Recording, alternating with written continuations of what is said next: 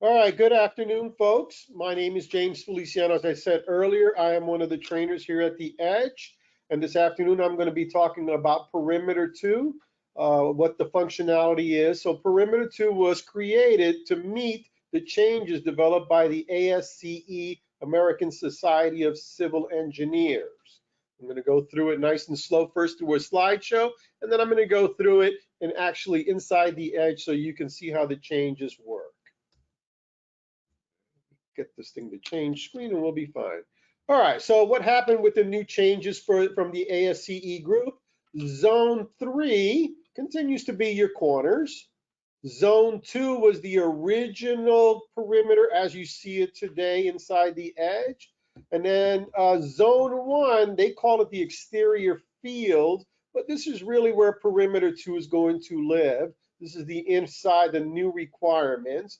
And then you have Zone 1 apostrophe, that's our field, that will continue to be the field. As we go into the Edge, how does the Edge manage these new requirements? Well, the Edge, I'm still looking at the same drawing, so what will happen inside the Edge is your corners are still going to be identified as corners. You're going to give it the square footage of your corners. The perimeter, the outer perimeter will still be the outer perimeter. This is the Zone 2 within the ASCE. And then your Perimeter 2 will be the one there for your Zone 1. It will just, that's how the Edge will address it with Perimeter 2. And then our field will continue to be the field. So when you're looking inside the Edge, you will see perimeter, Perimeter 2, and corner. Just a note here, while Perimeter 1 will recognize corners, so it won't encroach into those areas. It'll only measure the perimeters outside of the corners.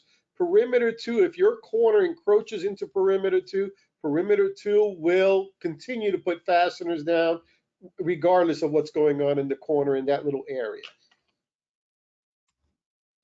So what will you need to do? Well, the first thing you need to ensure is that you are at version 12.9.3.x, at least above 12.9.3. I included in this slide here a hyperlink to the portal so you can log in and upgrade the software on your estimating Edge. So what does it do? So if you look at it prior to 12.9.3, you had Perimeter 1, corners, and Edge fasteners. Well, once you upgrade it over to version 12.9.3, you'll see that you now have Perimeter 2. And if the folks out there who have not enabled the functionality, you should have been seeing this Perimeter 2, wondering what the heck is going on. And it's highlighted by the red box around it. And if you hover over it, it'll give you the message it's not available to you. You've upgraded to version 2.0 or higher. And we'll talk a little bit about that also. So what happens? So currently in condition windows, if you look at any square foot condition, okay, if you right now before there would be no version. With 12.9.3, we've enabled a condition version column. And now this one here, I've moved it over so it's next to the description. It will most likely wind up on the right end when you first enable it for your square foot conditions.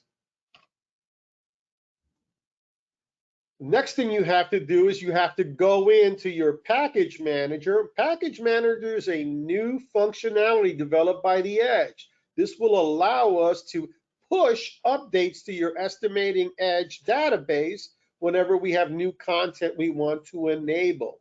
And the way you get to the package manager is you go into the admin portal, you click on the database pull down, you select the package manager, you click the import icon to begin the process.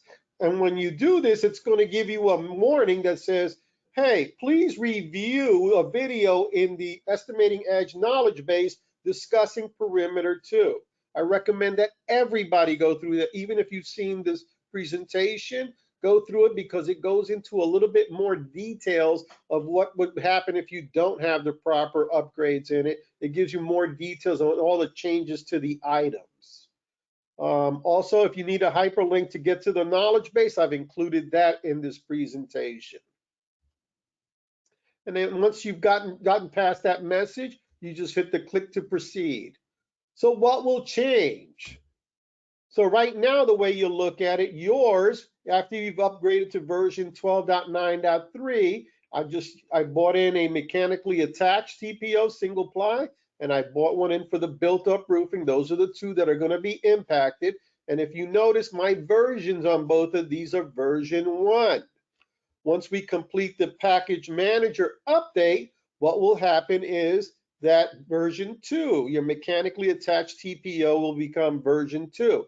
Now, if you notice, my version 1s that I bought in previously, they stayed version 1. This will not change anything that's already been created.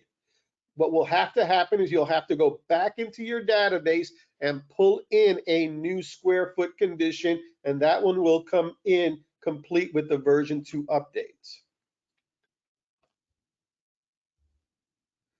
Updated perimeter 2 condition, what will happen is once you've completed everything and you're at version 2, you'll notice that you no longer have the red box around it, no warning messages, and you can now fill in the fields for your perimeter 2, perimeter 1, perimeter 2, and the corners, excuse me. All right, so let's run through the process together. Right now, just so you can see,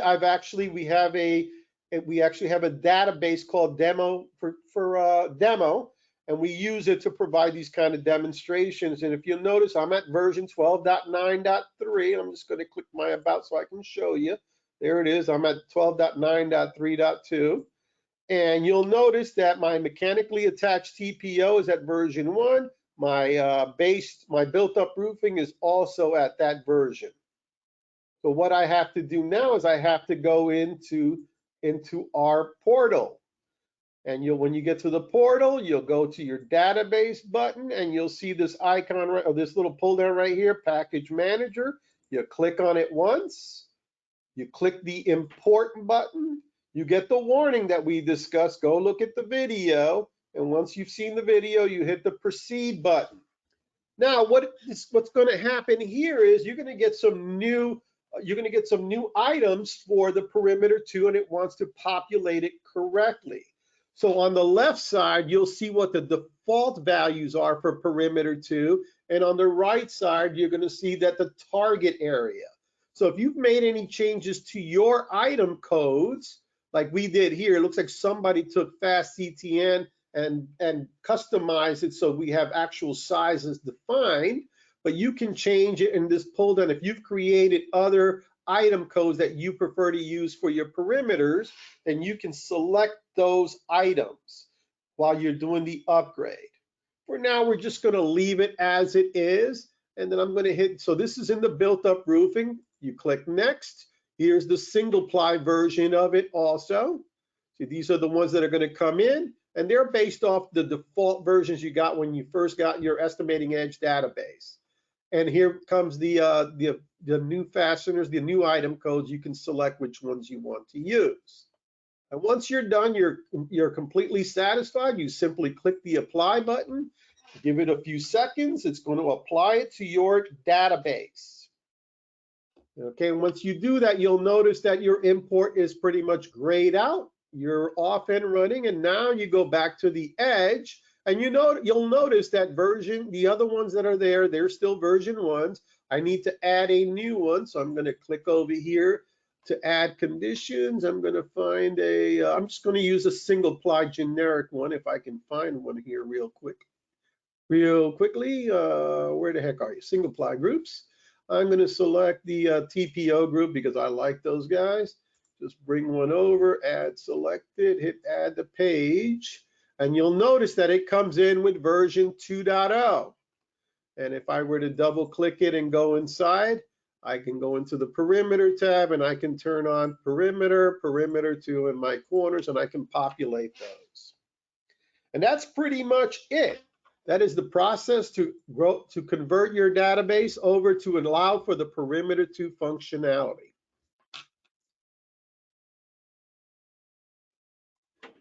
Tammy, I'm going to turn it back over to you.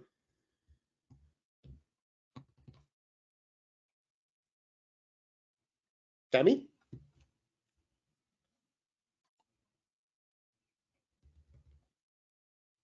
Sorry about that. Thanks, everybody.